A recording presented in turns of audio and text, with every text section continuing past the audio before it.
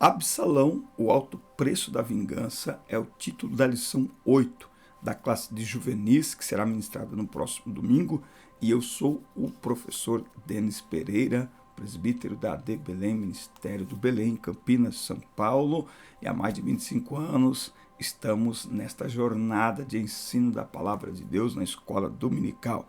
Atuo também com a liderança de jovens e adolescentes na igreja, pregações, palestras e muito mais.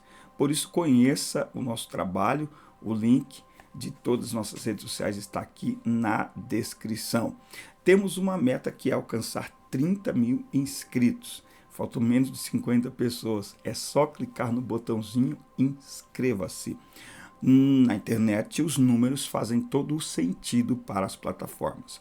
Comenta também o nosso vídeo, porque comentando, interagindo, você mostra para a plataforma que este tipo de conteúdo é relevante e que merece ser apresentado para mais pessoas também.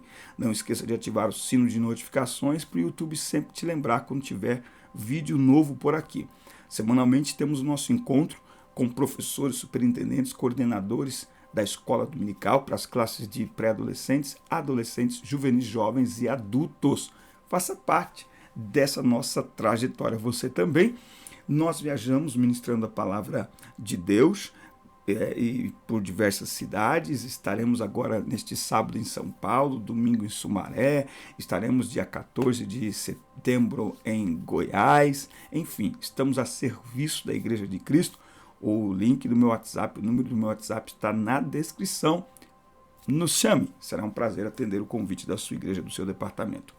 O título desta aula é Absalão, o alto preço da vingança. Não havia, porém, em todo Israel homem tão belo e tão aprazível como Absalão. Desde a planta do pé até a cabeça não havia nele defeito algum, ok? Então, Absalão era um dos homens, ou foi um dos homens mais bonitos da Bíblia. Quem é Absalão? É o terceiro filho aqui, ó, primeiro tópico. Vamos lá, corre aqui. É o terceiro filho do rei Davi. Sua mãe era Maaca, filha de Talmai, rei de Gesur. Absalão aparece no relato bíblico tendo destaque por sua beleza, de modo que não havia em Israel homem tão elogiado por sua formosura como ele. Agora, o nome dele significa meu pai é paz, mas a paz não foi algo perceptível em sua vida. Nós vamos ver nesta aula que beleza física não é suficiente. Absalão era belo fisicamente, mas ele não tinha o equilíbrio emocional. Absalão é dos exemplos bíblicos do quanto o equilíbrio das emoções ou o desequilíbrio das emoções podem atrapalhar belas trajetórias. Foi assim com Sansão, foi assim com Saul e foi assim também com Absalão, tá? Então, filho do rei Davi, estava tudo, desenhado para ser um homem honrado, mas o caminho escolhido não foi o melhor caminho. Primeiro tópico e primeira observação, o adolescente que está aí nessa sala de aula, não se encantar completamente por alguém apenas pela beleza física. Beleza física não revela o estado da pessoa, do interior, o estado da alma. As aparências enganam. É um ditado antigo, mas extremamente eficaz e verdadeiro. Bom, tópico 2. Assassino rebelde. Dois eventos principais marcaram a história de Absalão. O assassinato de seu meio-irmão Amnon e a rebelião contra o rei Davi, o seu próprio pai. Na ocasião do assassinato, ele o faz movido por um senso de justiça. Num primeiro momento é o que parece. Por quê? Porque Amnon, ele faz com a sua meia-irmã, porque Tamar era irmã de Absalão e também era meia-irmã de Amnon. O que ele faz com ela não deveria ser feito. não é? E ele ficou revoltado porque Davi não puniu Amnon. Só que aí o coração de Absalão nutria ódio pelo que Amnon havia feito com a sua irmã Tamar. Mas o problema aqui é que Absalão não quer resolver o problema. Absalão não quer punição. Absalão quer vingança. E o caminho da vingança não é um bom caminho. O caminho da vingança nunca terminará em sucesso. Uma coisa é querer justiça. Querer justiça é querer a punição para o erro de alguém, não é? A punição para a injustiça que alguém praticou, ok? Ou seja, o desejo de justiça é para corrigir o erro e disciplinar quem errou. Agora, o desejo de vingança é para destruir o outro. E nenhum de nós temos o direito de destruir ninguém, porque a vida não é nossa. Não é? As pessoas pagam pelas suas próprias consequências, nesta vida ou na vida vindoura. Elas pagam, não ficarão impunes. Deus não se deixa escarnecer. Não é? Então, o desejo de vingança é quando você quer corrigir o erro. É quando você quer corrigir quem errou. A vingança quer destruir. E não para fazer algum tipo de bem, para que você fique bem. Entende? Então, Absalão se deixou corroer por este sentimento de vingança. Depois de retornar a Israel, Absalão conspirou e se rebelou contra seu pai, dando início a um verdadeiro motim contra o reinado de Davi, espalhando informações falsas e conquistando a confiança dos homens de Israel. Tá? Aqui vale lembrar, bem colocado pela lição, que este comportamento de Absalão tem a ver com as consequências do pecado de Davi.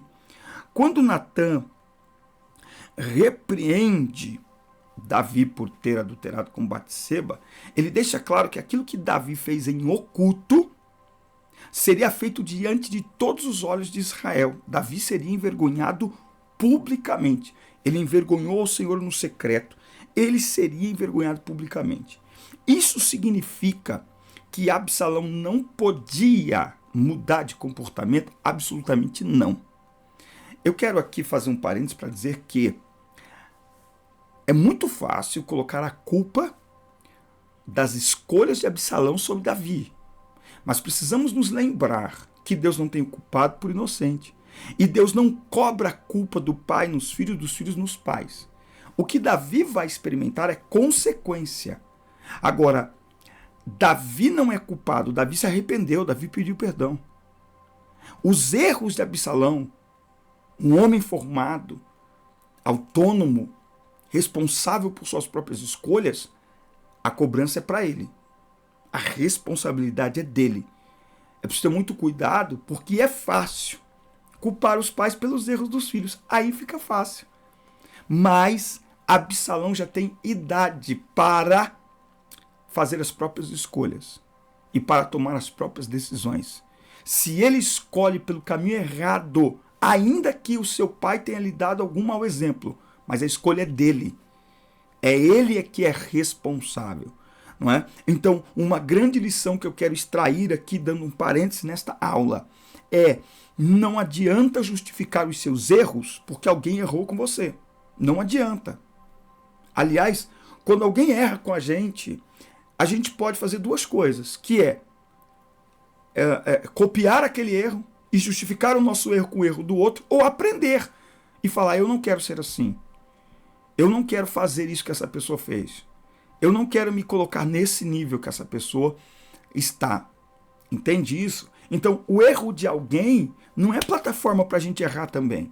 Quem usa o erro de alguém, ainda que seja dos pais, para errar, está construindo uma plataforma para a sua própria ruína. Tá? Então, a gente tem que tomar muito cuidado. Davi não foi um bom exemplo. Ok, mas nós estamos falando de alguém que já é responsável pela sua própria vida. Então, na vida nós temos bons exemplos e maus exemplos.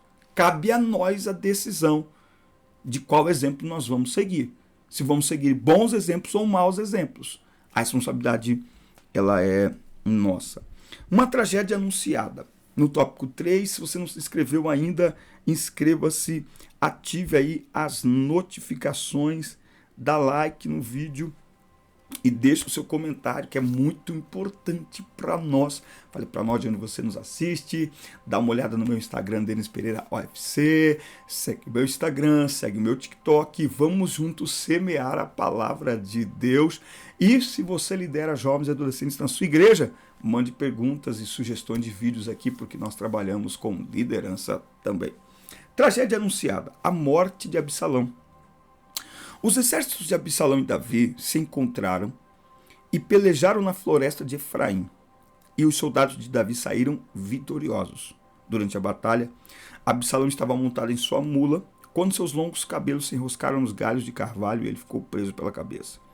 Ao saber disso, Joabe contrariou as ordens de Davi e traspassou o coração de Absalão com 3 dardos. Não é? Então veja, Joabe acabou matando ou terminando de matar Absalão de forma covarde.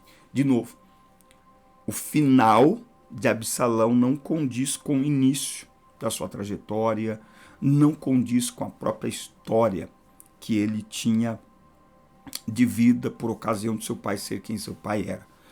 Então, de novo, as escolhas de Absalão o levaram a este final trágico. Eu não tenho por costume de atribuir a responsabilidade das tragédias, dos percalços da vida de alguém a outras pessoas, tá? Então, Absalão, a gente pode falar que Davi colheu o que plantou? Ok, Absalão também. Absalão poderia ter ido por outro caminho.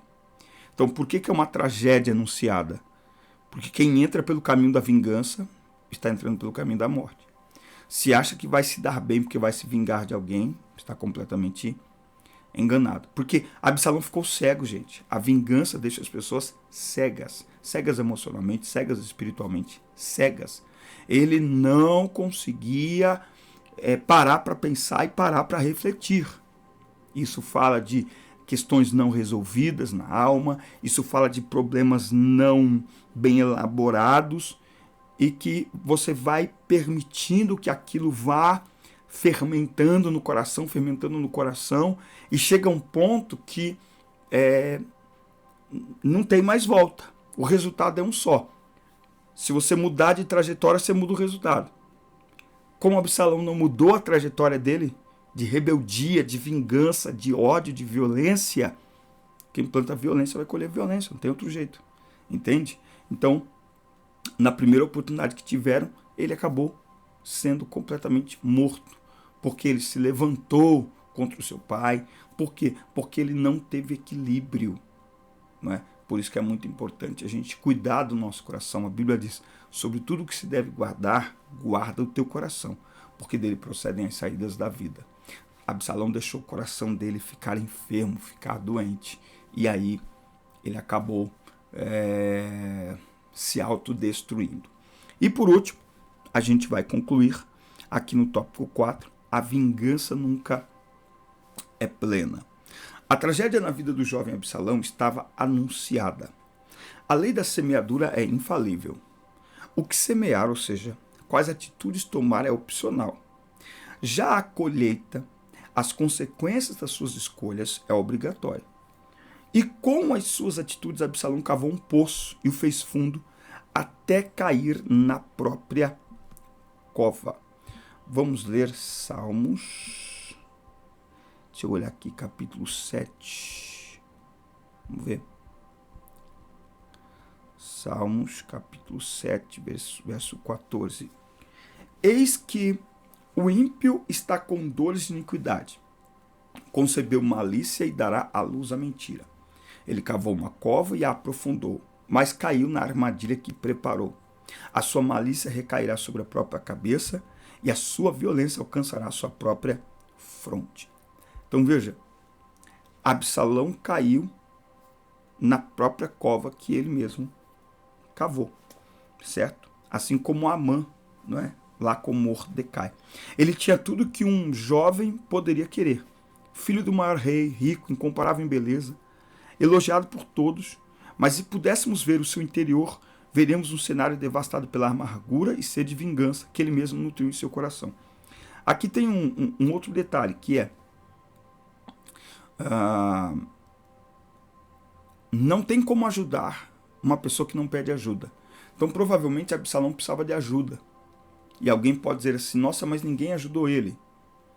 Não dá para ajudar quem não pede ajuda.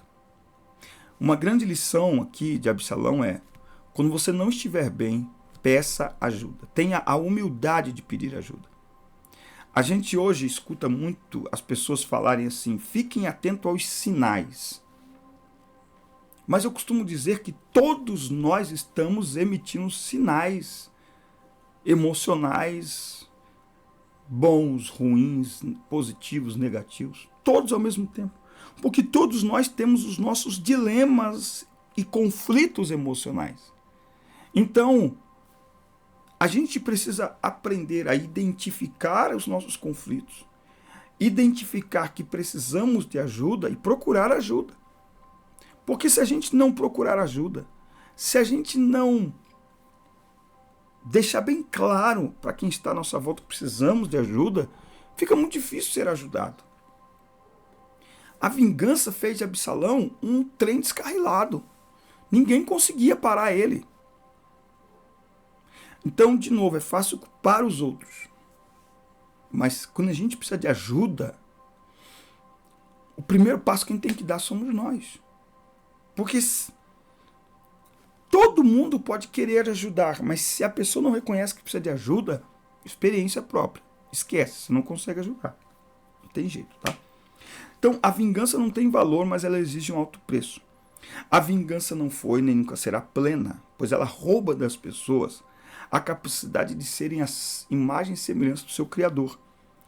A sede de vingança cega, adoece e é rebelião contra Deus que nos mandou deixar a vingança para Ele e perdoar, assim como nós devemos ser perdoados. Pastor, mas eu vou ter que perdoar uma pessoa que me fez tão mal? Biblicamente, sim.